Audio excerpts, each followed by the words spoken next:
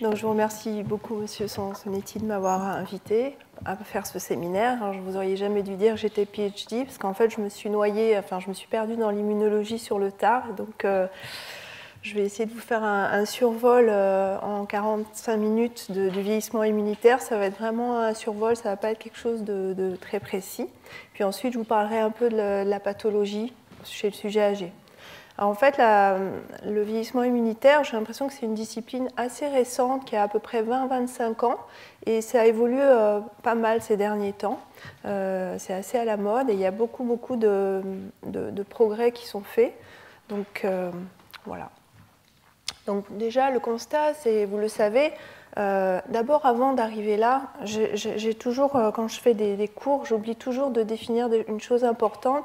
C'est quoi être un sujet âgé? Parce qu'on me pose souvent cette question à la fin de mon cours et je n'y ai pas pensé. Donc là, j'ai dit, je vais en parler dès le départ. C'est difficile. En fait, moi, je suis gériatre. On me dit, mais c'est quoi? Tu vois qui comme patient? Alors, un sujet âgé, quand on regarde la définition de l'OMS, ne pleurez pas, c'est un patient de plus de 65 ans. Je trouve que c'est un petit peu dur. En pratique, le sujet âgé, dans les revues, souvent, c'est à partir de 75 ans qu'on définit un sujet âgé. Et les patients, on va le voir, le vieillissement est très hétérogène. Et en fait, alors en fait, ça change. Si par exemple, on s'intéresse au cancer, l'INCa considère qu'il faut être plus vigilant à l'égard des patients à partir de 70 ans, par exemple, de les montrer à des oncogériatres. Vous voyez, il y a plusieurs âges. Moi, globalement, c'est 75 ans. Et un sujet âgé qui intéresse les gériatres, c'est souvent un patient âgé qui est polypathologique, qui a plusieurs pathologies qui posent plusieurs problèmes et souvent qui font la complexité et le grand intérêt de cette discipline qu'est la gériatrie. Alors l'espérance de vie, comme vous le savez, elle augmente régulièrement. Hein. Vous avez vu, depuis les années 1900, elle a pratiquement doublé. On estime que les sujets de plus de 75 ans vont doubler entre 2000 et 2030. Également un doublement des patients de plus de 75 ans en France, puisqu'on aura 8,3 millions sujets, je dis pas patients, sujets de plus de 75 ans en 2030 et 2,4 millions de sujets de plus de 85 ans en 2030, c'est ce qui est estimé.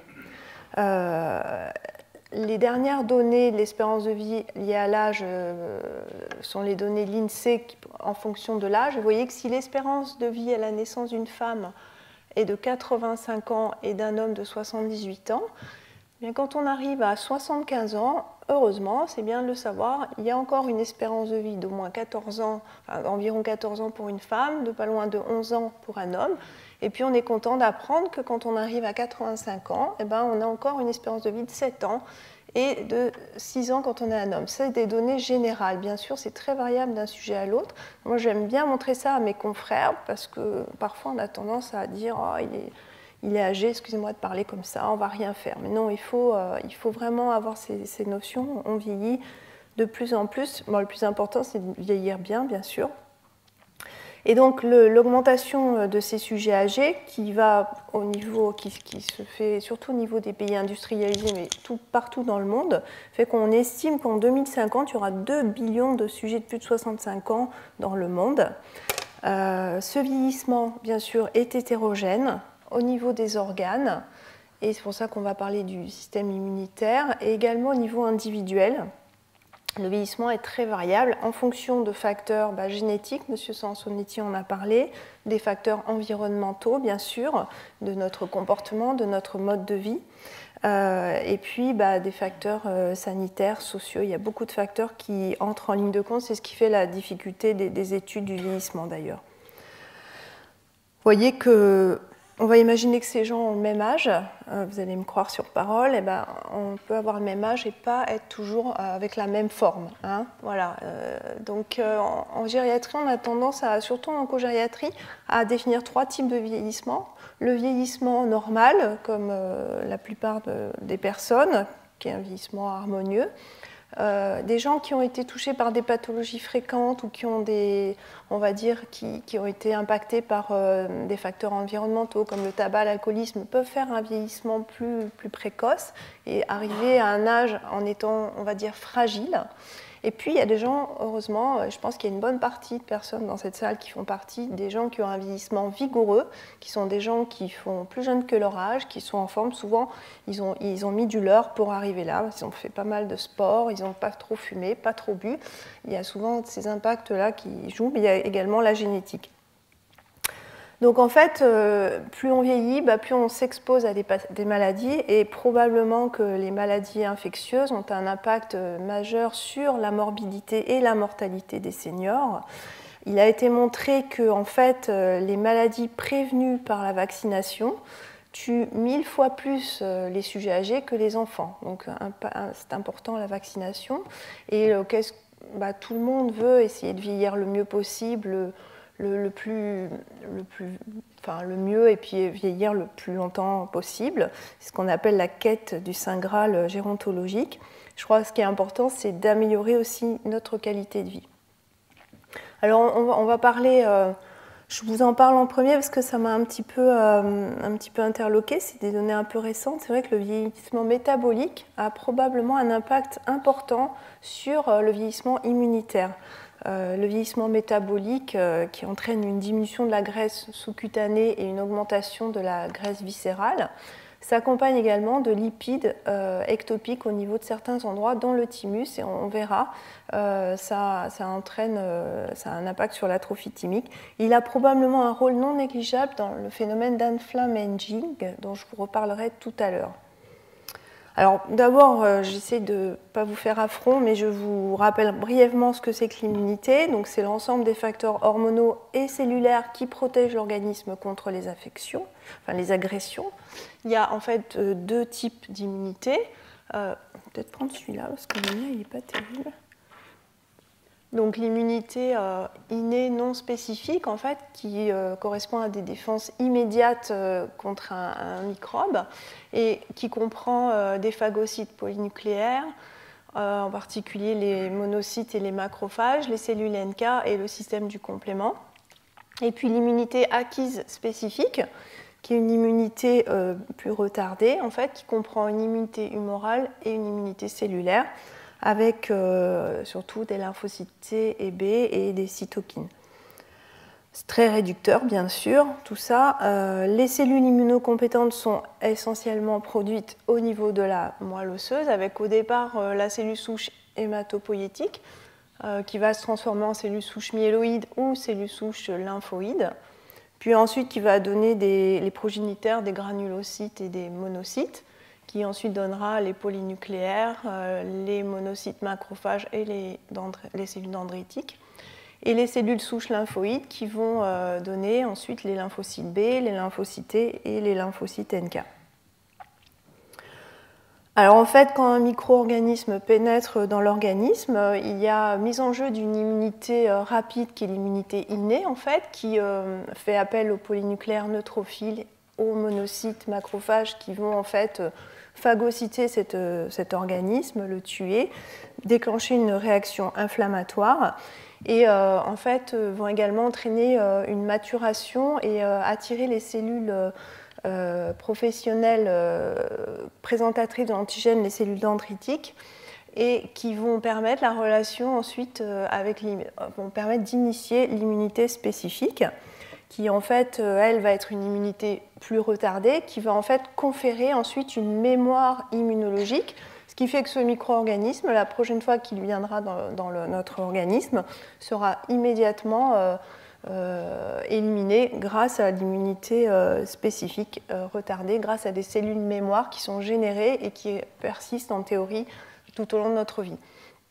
L'immunité spécifique, ici vous avez l'exemple d'un lymphocyte T CD4 naïf qui va réagir soit avec un lymphocyte T CD8 cytotoxique dans le cadre d'une réaction de type TH1, donc c'est l'immunité plus cytotoxique, et ici il interagit avec un lymphocyte B dans le cadre d'une réaction de type TH2 qui va entraîner la sécrétion d'anticorps qui vont ensuite permettre la destruction du micro-organisme. Les étapes de la réponse immune spécifique, là aussi c'est très grossier, mais voilà, schématiquement vous avez ici un lymphocyte T CD4 naïf, c'est-à-dire qui n'a jamais été en contact avec avec un peptide antigénique qui va en fait être en relation avec cette cellule présentatrice d'antigène qui a apprêté l'antigène, qui se retrouve sous forme de peptide à sa surface en association avec le complexe majeur d'histocompatibilité. Donc il y a une reconnaissance de l'antigène par ce lymphocyte T qui va ensuite s'activer, proliférer, et puis il va y avoir soit une orientation donc, vers on va dire, une réaction de type TH1 avec interaction avec des lymphocytes CD8 cytotoxiques, soit une réaction de type TH2 avec interaction des lymphocytes B et sécrétion d'anticorps. Vous voyez que donc il y a vraiment une interrelation entre l'immunité innée et l'immunité spécifique. Et au niveau de l'immunité innée, il y a une interrelation importante entre le système adaptatif et humoral. Je vous dis ça parce qu'effectivement, on va un petit peu étudier les différents compartiments les uns après les autres, mais en fait, tout est quand même relativement lié. Donc, est-ce qu'il y a un vieillissement du système immunitaire? Je ne vais pas vous laisser trop dans le suspense. Oui, il y a un vieillissement du système immunitaire. En fait, c'est pas quelque chose qui involue de façon, on va dire, régulière tout au long de la vie. C'est quelque chose c'est un remodelage en fait qui est assez complexe avec certaines fonctions qui sont altérées, d'autres qui sont au contraire un petit peu exagérées. Donc, on va voir un petit peu successivement les différentes parties et de façon, je vous dis, assez générale. Et après, on verra les aspects cliniques. Alors, les barrières cutanéo-muqueuses, elles permettent de protéger la pénétration des organismes, des pathogènes dans l'organisme. On verra qu'il y a une altération de différentes barrières cutanéo-muqueuses avec le vieillissement, la peau, le tractus respiratoire, le tractus gastro-intestinal et le tractus urogénital. En fait, au niveau de la peau, avec le vieillissement, comme je vous disais, il y a une diminution du tissu sous-cutané, l'épaisseur du tissu sous-cutané. Il y a également une diminution de l'élasticité de la peau, ce qui fait qu'il y a des risques plus importants d'effraction cutanée. Et on le voit en pratique clinique chez des sujets âgés à l'hôpital. Souvent, ils ont facilement des plaies qui peuvent être générées malheureusement à l'hôpital par des pansements qu'on arrache et hop, la peau qui s'en va. Donc c'est souvent malheureusement des facteurs d'entrée infectieux. Au niveau des poumons, on décrit une diminution des réflexes protecteurs des voies aériennes avec le vieillissement. Également des anomalies du tractus mucociliaire avec une diminution de la clairance mucociliaire. En fait, les cils bronchiques, c'est une espèce de tapis roulant au niveau des bronches qui permet d'éliminer régulièrement les micro-organismes qui y pénètrent. On note également une diminution de l'immunité locale, que ce soit les cellules T ou l'IgA, des IgA locales. Et également la baisse de l'acidité gastrique. Ça n'a pas l'air d'avoir de rapport, mais en fait, l'hypochloridrie gastrique est un facteur de modification de la flore bactérienne au niveau de l'estomac, et c'est un facteur de pneumopathie. Ça, c'est la physiologie, c'est le vieillissement, mais il y a aussi un cas classique en pratique clinique, les inhibiteurs de la pompe à protons que vous connaissez tous, le Mopral, tous ces médicaments, le Pariette, que beaucoup de patients âgés prennent de façon, à mon avis, excessive, entraînent une hypochloridrie gastrique et sont probablement, c'est prouvé, des pourvoyeurs de pneumopathie par cette hypochloridrie gastrique. Mais là, on n'est pas dans le contexte du vieillissement, on est dans le contexte de la pathologie et du traitement, mais c'est juste pour vous faire un petit aparté là-dessus, parce que c'est un problème, à mon avis, de santé publique. Alors, les altérations du tractus, il y a la diminution de l'acidité gastrique, qui est fréquente avec le vieillissement, l'amincissement de la muqueuse digestive, avec sur le plan local une diminution en fait, des structures lymphoïdes locales au niveau des muqueuses, également des IgA locales, des réponses de type IgA. Également une diminution de la motilité intestinale. Il y a une pathologie par exemple qui est assez fréquente chez le sujet âgé, c'est la diverticulose sigmoïdienne, qui en fait, ce sont des petits diverticules qui se forment à travers la paroi intestinale et qui vont former des petites poches et s'infecter. Et cette maladie, en fait, souvent c'est asymptomatique, mais en vieillissant, on peut avoir des infections de ces diverticules qui peuvent être très graves. Au niveau urogénital, en fait, le vieillissement peut entraîner des obstacles mécaniques. Chez l'homme, par exemple, l'adénome de la prostate va faire qu'on peut avoir un retard de vidange de la vessie. L'adénome de la prostate, ça fait partie, enfin, c'est quasiment, c'est pas l'adénome, l'augmentation du volume de la prostate, ça fait partie du vieillissement physiologique. Chez la femme, on a tendance à avoir une hypotonie vésicale avec le vieillissement, et également les modifications hormonales. La privation oestrogénique après la ménopause, en fait, vont modifier le pH et augmenter en fait le portage de certaines bactéries au niveau vésical. Alors ça ne veut pas dire pour autant qu'on a beaucoup de bactériuries asymptomatiques chez l'homme et chez la femme. On s'est aperçu depuis plusieurs années qu'il ne faut surtout pas les traiter. On avait tendance à traiter ces bactériuries de façon systématique et en fait on était iatrogène, donc on s'est aperçu que c'était quelque chose de physiologique, sans que ce soit pathologique. C'est un portage asymptomatique en fait de ces bactéries. Alors, si on arrive aux cellules souches hématopoïétiques, en fait, on va venir maintenant dans la moelle. En vieillissant, en fait, donc ces cellules souches, elles ont une capacité d'auto-renouvellement. Cet auto-renouvellement cette capacité va être diminuée. En fait, il y a une espèce d'altération de leur programme de différenciation également, qui fait que ces cellules souches, vous avez vu, elles peuvent se différencier en progéniteurs myéloïdes ou lymphoïdes, enfin les deux. Et en fait, il y a une augmentation du potentiel myéloïde et une diminution du potentiel lymphoïde. Alors ça, c'est un schéma qui est un peu complexe même pour moi, mais je vous l'ai mis là juste pour vous montrer en fait que ici, vous avez la cellule souche hématopoïétique qui est là en fait. Ici, vous avez en fait des niches ostéoblastiques et en fait, cette cellule souche, elle va produire plus volontiers alors attendez, ça c'est chez le sujet jeune, pardon. Et en vieillissant, vous voyez, il y a une augmentation du potentiel en fait, des progéniteurs myéloïdes aux dépens des progéniteurs lymphoïdes. Voilà. Il y a également une augmentation des adipocytes, vous voyez, au niveau de la moelle. On va voir en fait on va voir rapidement qu'en fait, il y a probablement avec le vieillissement des modifications du micro-environnement au niveau de la moelle qui sont à l'origine de ces anomalies. Ce n'est pas très connu, c'est des choses nouvelles, tout ça.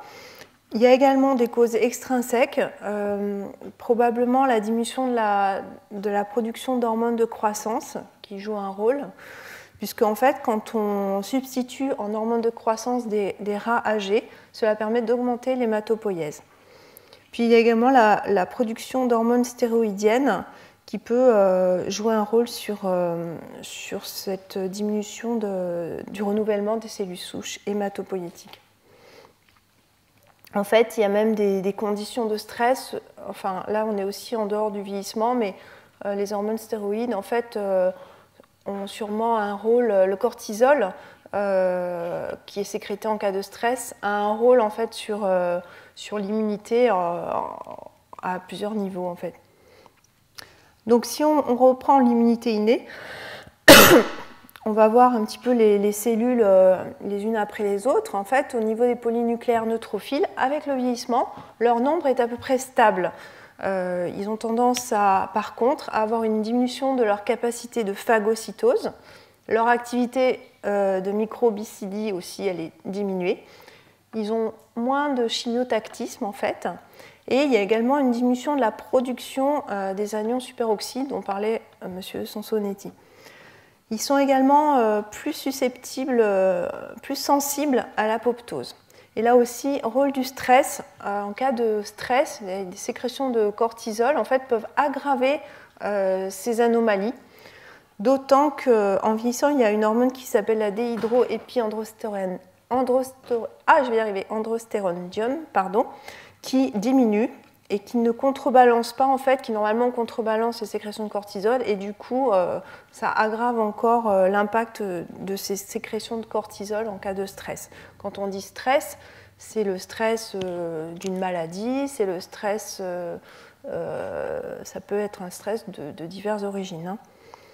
Donc probablement que c'est polynucléaire neutrophile. Sur le plan du vieillissement, il y a des choses qui se passent, mais il y a aussi l'influence des maladies chroniques. On va y revenir, parce que le problème du vieillissement, c'est vraiment chez le sujet âgé, en fait, c'est d'étudier vraiment le vieillissement. Or, il y a souvent l'impact des maladies qui sont là et qui font qu'on a du mal à faire la part des choses.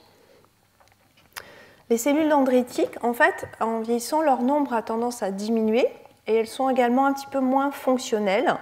C'est variable selon les sujets. Alors, je vous ai fait juste une diapo là-dessus. En fait, je pense qu'elle est assez cette baisse de la fonction est sûrement sous-estimée.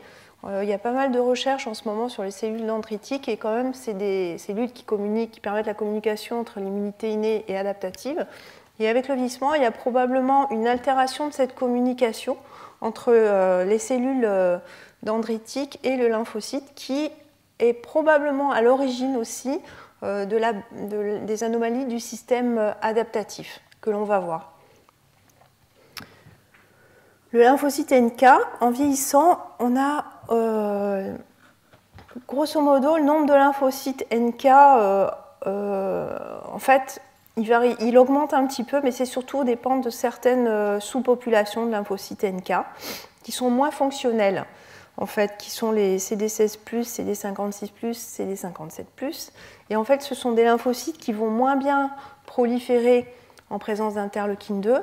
Vous savez que le lymphocyte NK, c'est une cellule qui arrive comme ça assez rapidement, qui a une cytotoxicité naturelle, qui va être attirée sur le lieu de la réaction inflammatoire et qui va en fait entraîner une cytotoxicité directe. Et en fait, sa capacité de cytotoxicité en vieillissant est diminuée. Mais comme le nombre augmente, globalement, leur activité n'est quand même pas trop modifiée.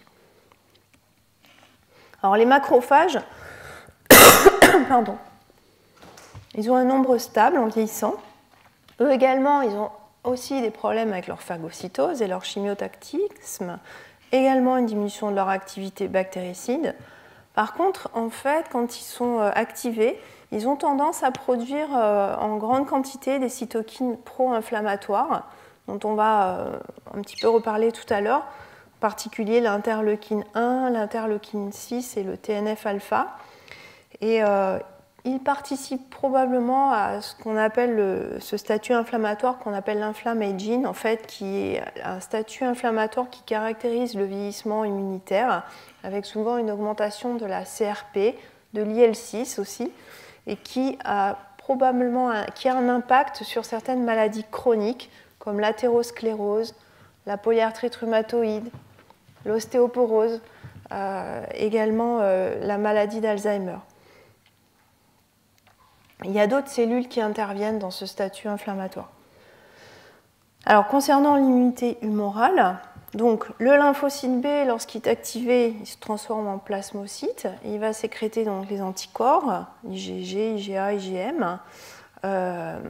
En fait, déjà, ne serait-ce qu'au niveau de la maturation, au niveau de la moelle, déjà, il y a une anomalie de la maturation de ces lymphocytes B, puisque en fait, le nombre absolu de lymphocytes pro-B va être nettement diminué, avec une baisse de leur capacité à se différencier en lymphocytes pré-B. Pourtant, quand on regarde dans le sang, en fait, le nombre de cellules B périphériques est à peu près constant, en fait.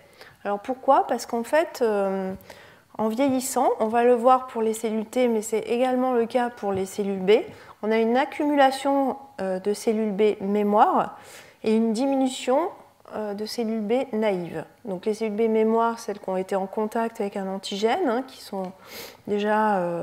ont une mémoire immunologique, et les cellules B naïves n'ont pas encore été en contact.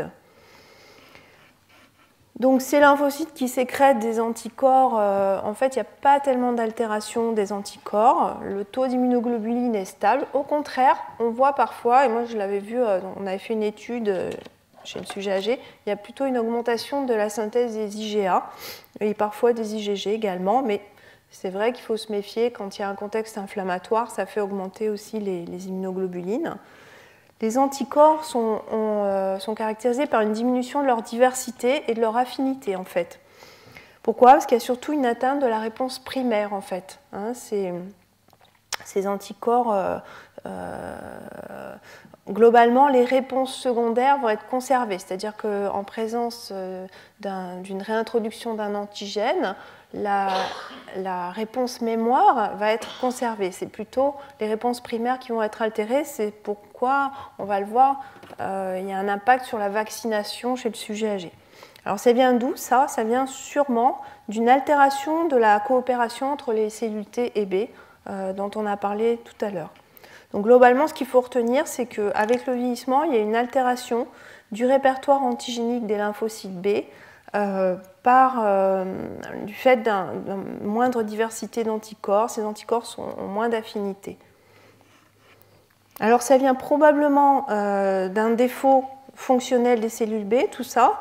Et puis il y a également, les cellules B ont tendance aussi à avoir une perte de l'acuité dans la distinction du soi et du non-soi. En fait, elles ont plus de mal à reconnaître les signaux de danger.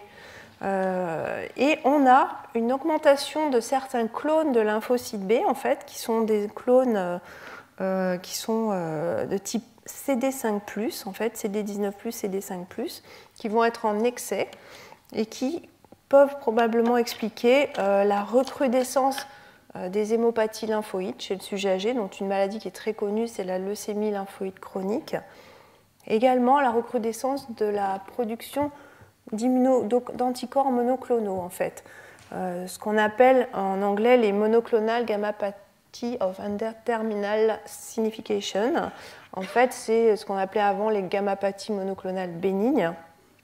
Donc c'est une sécrétion en excès d'un anticorps de type IgA, IgG ou IgM, qui en fait le plus souvent est anodine, puisque 10% des patients de plus de 80 ans ont ça, donc ça se surveille. En général, il ne faut pas trop s'exciter quand on a ça, il ne faut pas trop s'inquiéter.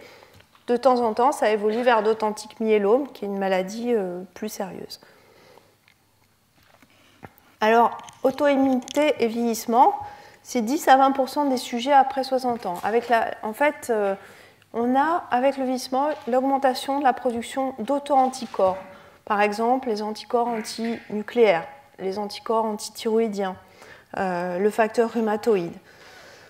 Pourquoi cette augmentation? À cause de l'augmentation de ces clones de lymphocytes B CD5+, également probablement du fait de la baisse de certains lymphocytes régulateurs, qui sont des lymphocytes qui ont une action inhibitrice normalement, qui vont diminuer avec le vieillissement et qui vont favoriser l'émergence de ces auto-anticorps. Alors ça inquiète beaucoup les patients quand on recherche ces anticorps. En fait, à partir d'un certain âge, si vous faites des anticorps à quelqu'un, vous allez les trouver souvent positifs. C'est fréquent d'avoir des anticorps antinucléaires au 100e, au 200e. Mais en fait, ils ont rarement une traduction clinique. C'est quelque chose de, on ne va pas dire banal, mais c'est assez fréquent. Sauf pour 3 pathologies qui sont un petit peu plus fréquentes avec le vieillissement, qui sont l'anémie de Birmer. Alors, l'anémie de Birmer, en fait, ce sont des anticorps qui sont dirigés contre les cellules pariétales de l'estomac et contre le facteur intrinsèque, qui vont en fait bloquer l'absorption d'une vitamine qu'on appelle la vitamine B12 et qui vont entraîner donc une anémie par carence en vitamine B12. C'est assez simple à traiter, il suffit de donner de la vitamine B12. Les dermatoses bulleuses aussi, qui sont des maladies plus fréquentes en vieillissant, et les thyroïdites auto-immunes. La pathologie thyroïdienne est une pathologie en recrudescence avec le vieillissement. Mais sinon, il n'y a pas trop d'impact de ces auto-anticorps sur l'immunité, sur d'autres pathologies. Donc, ce qui est important, enfin, déjà, quand on dose des anticorps, il ne faut pas les doser comme ça à l'aveugle, mais ce qui est important, c'est d'avoir un contexte clinique, c'est de voir le patient avant de regarder la biologie. Alors, l'immunité cellulaire, maintenant, donc, comme vous le savez, donc nos progéniteurs, les lymphocytes, vont avoir une maturation au niveau du thymus qui va donc favoriser, je vous l'ai déjà dit, 2 types de lymphocytes T CD4, les CD4 TH1 et TH2, qui vont en fait, pour les TH1, faciliter l'immunité cellulaire et pour les TH2, faciliter la coopération avec le lymphocyte B, et puis les CD8 qui sont les lymphocytes cytotoxiques. Alors, d'une manière générale, sur le plan de l'immunité cellulaire, on a une diminution des réactions d'hypersensibilité cutanée retardée. Vous savez, c'est quand on fait un test, une intradermoréaction à la tuberculine, en fait, on fait appel à cette hypersensibilité cutanée retardée qu'on regarde 3 jours après une injection intradermique de tuberculine. On note également avec le vieillissement une diminution des réponses prolifératives. Si on met des lymphocytes avec des anticorps anti-CD3 ou avec de la phytohématoglutinine, ça prolifère. Et on regarde ça au bout de 3 jours. Avant, on incorporait de la thymidine tricier dans ces lymphocytes. Maintenant, on utilise plutôt des colorants et on regarde le nombre de lymphocytes qui ont proliféré. On a globalement une diminution de ces réponses prolifératives. Alors pourquoi tout ça? C'est surtout l'involution thymique qui est vraiment une cause majeure du déclin des compétences immunitaires du sujet âgé, en fait. Et on va dire sujet âgé, c'est un petit peu vache parce que le thymus, il régresse dès 9 mois, il commence à diminuer. Et ensuite, il va avoir plusieurs phases de régression rapide. Et en fait, c'est un reliquat après 50 ans. Et qu'est-ce qui se passe? L'espace thymique, en fait, est remplacé par de la graisse.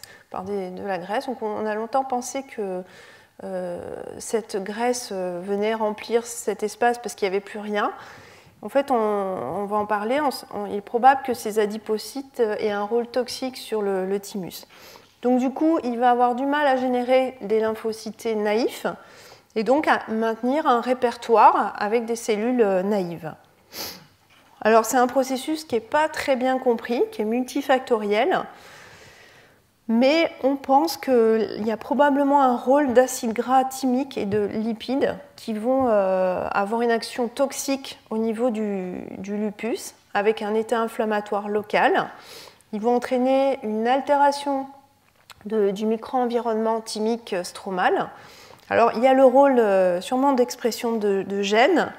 Il y a également le rôle des hormones, puisqu'en fait le thymus commence à, je vous l'ai dit, c'est très tôt, et souvent à partir de l'adolescence, il y a vraiment une évolution plus marquée avec l'apparition des hormones, avec la diminution de l'hormone de croissance et avec l'apparition des stéroïdes. Donc probablement un rôle hormonal important, et puis également le rôle de l'interleukine 7. Voilà. Donc là, c'est juste un schéma un peu compliqué, mais pour vous montrer chez une souris de 3 mois. Et ici, c'est une souris qui est considérée âgée à 24 mois. Vous voyez la différence de population au niveau des schémas. Là, ici, vous êtes ici, c'est le cortex, la zone corticomédulaire et la zone médulaire, avec donc différents types de cellules épithéliales thymiques qui, vous voyez, vont se raréfier avec le vieillissement. Et au contraire, on voit une accumulation de ces adipocytes au niveau du tissu thymique. Et puis, il y a c'est moins bien rangé, hein, c'est désorganisé. Voilà. Encore une autre en fait, approche, c'est pour un petit peu essayer de vous montrer le modèle. Donc, je pense que je ne vais pas insister, mais simplement, voilà, pour voir un petit peu la différence entre les deux images, avec donc un thymus jeune qui va plutôt avoir tendance à sécréter pas mal de cellules cellules T naïves, et avec le vieillissement, la diminution de production de ces cellules T naïves. Alors, on va se demander comment on va faire, puisqu'on en a moins, et ces cellules T naïves, elles sont quand même importantes pour lutter contre les nouveaux pathogènes, en fait. On pense qu'il y a probablement une production extra-thymique de cellules naïves, mais en fait, on ne sait pas bien. Alors, du coup, on va regarder un petit peu plus les sous-populations. On va voir qu'elles sont modifiées. Donc, on a vu, il y a une diminution des lymphocytes T naïfs, surtout les CD4, mais également les CD8. Ces lymphocytes T, en fait, vont être moins fonctionnels en plus. Ils vont moins bien s'activer. Ils vont moins sécréter d'interleukine 2 et de récepteurs à l'interleukine 2. Et on s'est aperçu qu'ils avaient une durée de vie prolongée, en fait. Ils ont également une altération de leur capacité de différenciation. Ils vont plutôt s'orienter vers la réponse TH2, vous savez, celle qui permet la coopération avec le lymphocyte B, alors que la réponse TH1 va plutôt diminuer. Et ces lymphocytes naïfs, lorsqu'ils seront transformés en lymphocytes mémoire, en fait, les lymphocytes mémoire issus de ces lymphocytes naïfs vont être moins fonctionnels. C'est-à-dire que quand on prend des souris jeunes et des souris âgées, et on prend leurs lymphocytes naïfs, en fait, on les stimule et on obtient des lymphocytes mémoire, on s'aperçoit que les lymphocytes mémoire des souris âgées sont moins fonctionnels que les lymphocytes mémoire des souris jeunes. Et lorsqu'on prend même les lymphocytes naïfs des souris âgées et qu'on les met chez la souris jeune, ils sont également moins fonctionnels. Donc c'est probablement quelque chose qui est intrinsèque à la cellule naïve et non pas environnemental.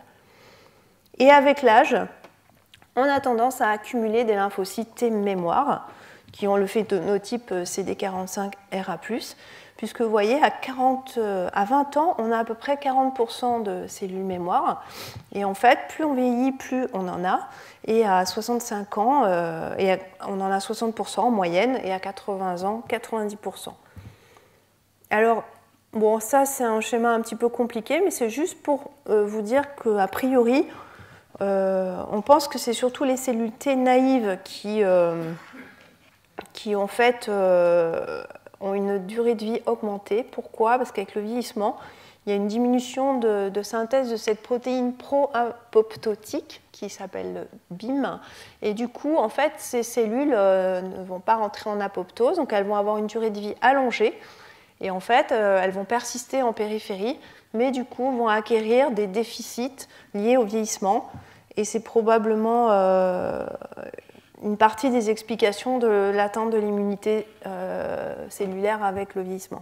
Alors, qu'est-ce qui va se passer? En fait, il y a également la présence de trous dans le répertoire. En fait, il va y avoir, en fait, vu que les cellules naïves vont diminuer, que les cellules mémoire vont augmenter, il va y avoir certains clones qui vont s'accumuler aux dépens de d'autres, et en particulier des clones qui vont être spécifiques d'infections virales chroniques qui persistent tout au long de la vie, qui sont bien connues, qui sont l'infection à Epstein-Barr virus et l'infection à cytomégalovirus. Il y en a d'autres. Et en fait, ces infections, comme elles persistent au niveau de l'organisme, il va y avoir une stimulation antigénique permanente et du coup, l'organisme se bat et réagit en accumulant des lymphocytes mémoire contre ces virus. Et ces lymphocytes mémoire, en fait, vont occuper tout l'espace immunologique. Alors, ça va faire quoi? Ça va faire qu'il va y avoir une diminution du répertoire antigénique des lymphocytes T, avec au contraire une diminution des lymphocytes mémoire spécifiques d'autres antigènes. Alors, il y a également un élément qu'on voit et qui est un marqueur de fragilité. Cette altération des lymphocytes est plus marquée sur les CD4 que sur les CD8, et donc on a souvent, enfin je dis souvent mais c'est faux, on peut avoir une inversion du rapport CD4 sur CD8, qui est en fait un marqueur de fragilité, un peu comme dans le VIH. Souvent, l'infection VIH a été mise en parallèle avec le vieillissement immunitaire. Alors en pratique, c'est 12-15% des patients âgés qui ont ça, mais c'est souvent les plus fragiles. Alors a contrario, il y a une augmentation de certaines sous-populations T, qui sont des cellules mémoire effectrices terminales. En fait, ce sont des CD8+, qui ont perdu l'expression du récepteur de co-stimulation, le CD28, qui est un récepteur très important dans la stimulation et l'activation lymphocytaire T. Ces cellules, en fait, ont une capacité réduite de réplication. Elles ont des télomères qui sont assez courts. Elles vont avoir tendance à produire des cytokines pro-inflammatoires qui vont sûrement agir également dans le fameux mécanisme d'inflammaging. Et elles ont une résistance à l'apoptose. Et là aussi, ce sont des cellules, c'est un petit peu celles dont on parlait tout à l'heure, qui vont remplir l'espace immunologique. Et on s'aperçoit en fait que ces cellules, quand on les type un peu plus, ce sont souvent des cellules spécifiques du cytomégalovirus. Les clones spécifiques de CMV peuvent occuper jusqu'à 50% de l'espace immunologique. Alors alors là, il y a aussi beaucoup de choses sûrement, beaucoup de progrès à faire. En intracellulaire, il y a quand même des anomalies avec le vieillissement de la reconnaissance de l'antigène. avec, là c'est juste pour vous montrer la synapse immunologique. Si vous avez un lymphocyté, la cellule présentatrice d'antigènes, et vous avez entre ces deux membranes ce qu'on appelle la synapse immunologique, avec en fait une interrelation avec entre ces deux cellules, avec des molécules d'adhésion, des molécules de coactivation. Et en fait, pour que la formation de cette synapse se fait moins bien avec le vieillissement, probablement du fait de changements au niveau de la membrane même, au niveau du cytosquelette de la membrane. On s'est aperçu là aussi rôle néfaste du gras. Le gras, c'est mauvais finalement. En vieillissant, on a une altération de ce qu'on appelle les rafts lipidiques. C'est des espèces de radeaux qui sont sur la membrane et qui en fait vont augmenter en quantité et qui vont entraîner un encombrement au niveau des molécules et également diminuer la fluidité de la membrane. Donc du coup, les membranes adhèrent moins bien. Puis il y a une diminution de la proportion de cellules capables de former une synapse immunologique. Et la synapse, souvent, ça traduit l'activation cellulaire.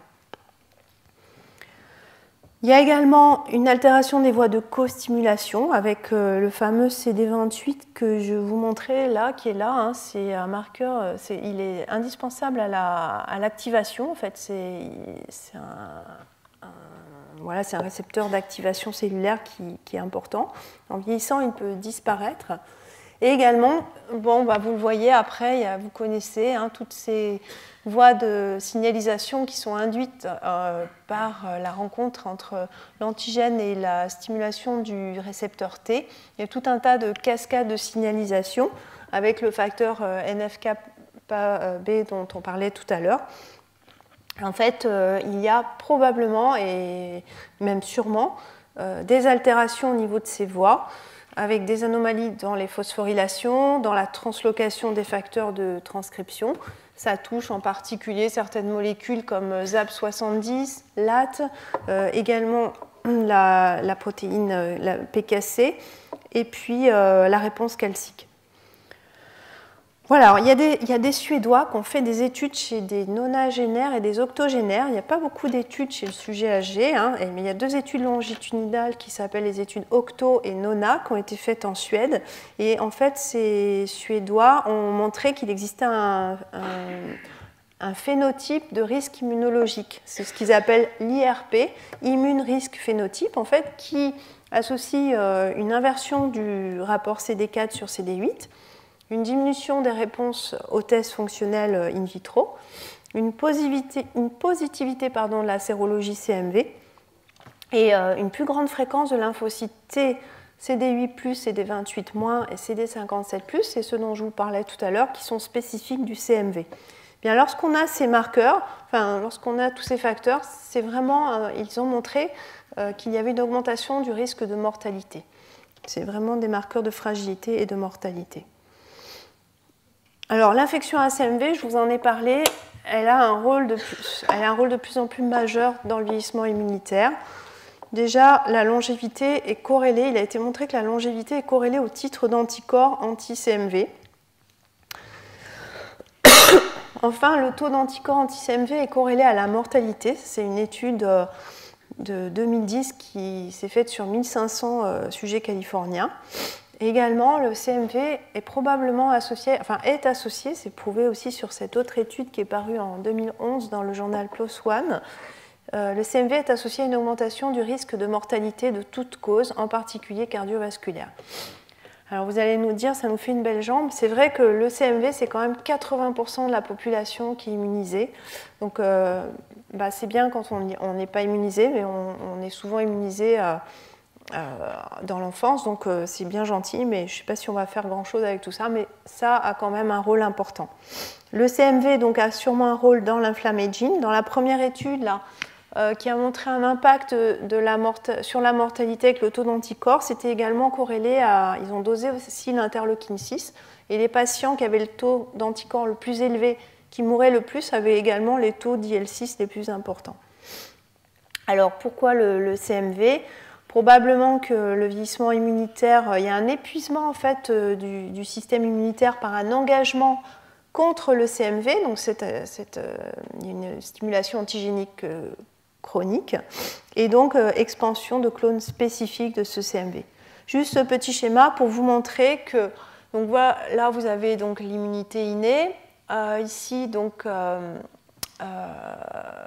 vous avez, donc au cours de l'infection aiguë, voilà, vous avez mise en jeu l'immunité innée, mise en jeu l'immunité adaptative avec la production de cellules mémoire. Et en fait, là, quand on est dans une infection chronique, donc, vous voyez que vous avez l'infection aiguë et puis ensuite, il y a plusieurs stimulations antigéniques. Probablement qu'il y a plein de réactivations antigéniques qui se font, mais qui passent inaperçues. Et du coup, vous avez une augmentation du nombre de cellules mémoire contre ces virus. On parle beaucoup du CMV parce qu'il a probablement un impact majeur, mais sûrement que d'autres virus jouent un rôle. Je vous l'ai dit, il y a l'EBV, il y a aussi... enfin, il y en a d'autres. Alors, pour résumer, pour essayer de faire clair, donc l'immunité innée, elle est quand même affectée, mais elle peut être affectée, mais moins que l'immunité spécifique. C'est surtout l'immunité spécifique qui devient moins performante, avec une baisse de la diversité des anticorps. Et le déclin donc fonctionnel avec le vieillissement touche surtout les lymphocytes T, puis les lymphocytes B, puis l'immunité innée. Alors comment ça se traduit sur le plan clinique en fait? Il y a probablement, ça se traduit à 3 niveaux, une augmentation de la sensibilité aux infections, une diminution de l'efficacité des vaccins et une augmentation de la susceptibilité au cancer. Je ne vous parlerai pas de la physiopathologie du cancer, parce que ce n'est pas trop l'objet de ce séminaire. Donc, je vous parlerai par contre de la difficulté d'étudier le vieillissement, puisqu'en fait, en vieillissant, en gros, entre 60 et 80% des patients au-delà d'un certain âge ont certaines pathologies qui sont là, le diabète, l'hypertension, la bronchite, et qui peuvent influencer bien sûr l'immunité. Donc c'est pas évident d'étudier le vieillissement immunitaire. Il faut avoir des gens qui sont en parfaite santé. Et en fait, il y a des gens qui ont défini en 1984, c'est Lighthart, les critères du Senior Protocol. En fait, pour étudier l'immunité, ils ont dit voilà, il faut prendre des gens qui sont pas malades, mais pas du tout, qui n'ont pas d'infection, pas de maladie inflammatoire, pas d'antécédents de cancer, qui ont des analyses biologiques très très parfaites, qui n'ont pas de médicaments qui peuvent interférer avec l'immunité, par exemple des corticoïdes, des anti-inflammatoires. Nous, on avait fait une étude là-dessus, on avait eu du mal à trouver des patients comme ça, enfin des sujets, parce qu'ils ne sont pas malades, et c'est pas évident. Il y a souvent des choses qui interfèrent, qui font qu'on ne peut pas les inclure. Et je regrette de ne pas être venue plus tôt dans cet amphithéâtre, parce que je suis sûre que ici, j'aurais eu plein de patients. Et alors, ça se traduit comment? Donc, comme c'est surtout l'immunité cellulaire qui est touchée, ce sont surtout des infections qui font appel à l'immunité cytotoxique qui vont être plus fréquentes, avec des réactivations d'infections virales chroniques, à herpès, au virus de la varicelle et du zona. Donc le zona, c'est une maladie qui est plus fréquente chez le sujet âgé. La tuberculose également, qui souvent peut être en résurgence avec le vieillissement. Des mycoses, c'est très fréquent en pathologie chez le sujet âgé qu'on voit des candidoses, c'est assez banal mais c'est assez fréquent. Et puis les manifestations grippales qui sont plus sévères. Aux États-Unis, entre 10 000 et 40 000 décès par an du fait de la grippe, 90% de ces décès touchent des sujets de plus de 65 ans. Et puis les infections à pneumocoque, qui sont aussi une conséquence du vieillissement immunitaire. Ici, vous voyez une étude un petit peu vieille, mais qui montre l'augmentation de la prévalence des pneumonies à partir d'un certain âge. Et en vert, vous avez les pneumonies à pneumocoque. Donc c'est une maladie qui est quand même en augmentation avec le vieillissement. Également la tuberculose, ici, vous voyez, c'est souvent des tuberculoses qui ont été acquises dans l'enfance, avec des résurgences de vieilles tuberculoses avec le vieillissement. Alors les réponses vaccinales vont être également diminuées. En fait, le vaccin antigrippal confère une protection qui n'est pas absolue chez le sujet âgé, puisqu'elle est entre 30 et 50%, contre 65 à 80% chez le sujet jeune. Mais en fait, ce n'est pas pour autant qu'il ne faut pas se faire vacciner, puisqu'il est montré que même si le sujet âgé n'est pas protégé à 50%, le vaccin antigrippal a un impact sur la morbidité et la mortalité. Parce qu'en fait, il diminue à peu près 60% des pneumonies à virus influenza. Il diminue également 60% des hospitalisations et 60 à 70% de la mortalité. Il y a une étude qui a été faite chez des gens de plus de 75 ans. Il y avait 15 000 sujets, c'était des gens institutionnalisés. Ils ont montré que les patients vaccinés avaient une diminution de la mortalité de toute cause de 46% par rapport aux non vaccinés. Donc ça a un impact sur la mortalité en général. Donc l'altération des réponses vaccinales vient surtout du fait de l'altération des réponses primaires, puisque les réponses secondaires sont souvent conservées en fait. Voilà, je vais essayer un peu plus vite parce qu'il est... Alors, je vais passer assez rapidement sur la transplantation rénale, parce que c'est quand même d'actualité, puisqu'on transplante les patients de plus en plus tard, heureusement, puisque les gens vieillissent de mieux en mieux et qu'on est de moins en moins bêtes, donc on s'aperçoit qu'on peut transplanter des sujets au-delà de 65 ans. Alors, les infections sont quand même la première cause de décès chez les patients greffés de plus de 50 ans, surtout dans la première année. Cependant, par exemple pour le rein, l'espérance et la qualité de vie sont supérieures à la dialyse. Alors, l'impact des comorbidités est sûrement très important. Alors, il est montré qu'avec le vieillissement, en fait, il y a une diminution du risque de rejet aigu, mais par contre, on a une augmentation du risque de rejet chronique, en fait, avec l'âge. Alors, pourquoi je vais peut-être passer sur ces diapos. En gros, les greffons de donneurs âgés vont être plus immunogéniques, alors que les receveurs âgés auront moins de réponse immunitaire. En fait, on a tendance à donner des greffons de sujets âgés à des sujets âgés.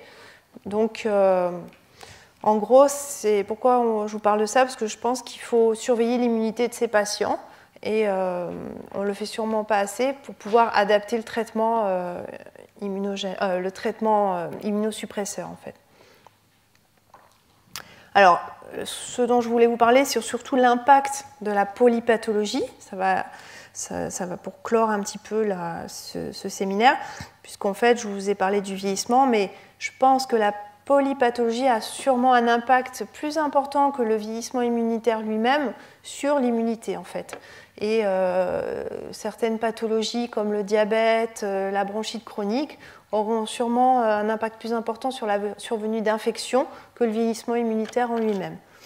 Un des facteurs pathologiques qui est fréquent en vieillissant, c'est la dénutrition, puisque ça touche 50% des patients qui sont à l'hôpital.